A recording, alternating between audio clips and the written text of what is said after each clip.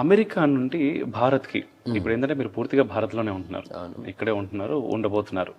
అయితే అమెరికా లాంటి దేశం నుంచి బయటకు వచ్చి మళ్ళీ అంటే అక్కడ పుట్టి అక్కడ పెరిగి స్వదేశం అయినప్పటికీ ఇక్కడికి వచ్చి స్థిరపడాలి అనేది చాలా పెద్ద నిర్ణయం.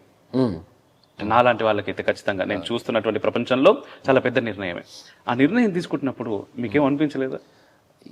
ఎదురైన ప్రశ్నలు నా మీద ఏమీ అనిపించలేదు, ఎందుకంటే ఆ నిర్ణయం తీసుకుంది నేను కాదు కాబట్టి.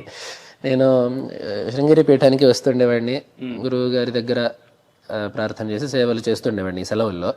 అప్పుడు అట్లా పరిచయం ఏర్పడింది. అప్పుడు నేను ఇదివరకు అన్నట్టుగా నేను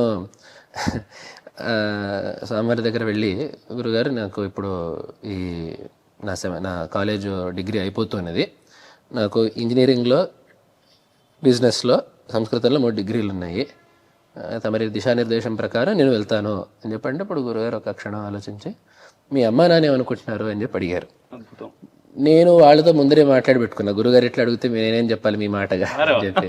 కాబట్టి చివరికి వాళ్ళు కూడా ఏమన్నారంటే, వారు ఏది చెప్తే మనకు అదే శ్రేయస్సు, మేమైతే ఈ జన్మలో తెలిసిన వాటితో నీ గురించి మాత్రమే ఆలోచించగలుగుతాం తప్ప వారి యొక్క తపశ్శక్తి, వారి యొక్క దృష్టి వేరు కదా, కాబట్టి వారు నీకు పరమార్థంగా ఏది మంచో అది చెప్తారు, కాబట్టి మా మాట పక్కన పెట్టి వారు ఏది చెప్తే అదే మా మాట అని చెప్పి మా అమ్మ నాన్న కూడా అన్నారు.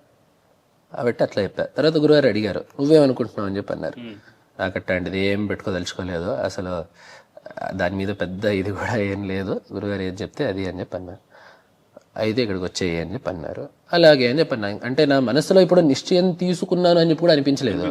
అది మా గురుగారు చెప్పారంటే అదంతే, ఇంకా దాని గురించి ఆలోచించాల్సిన పని లేదు.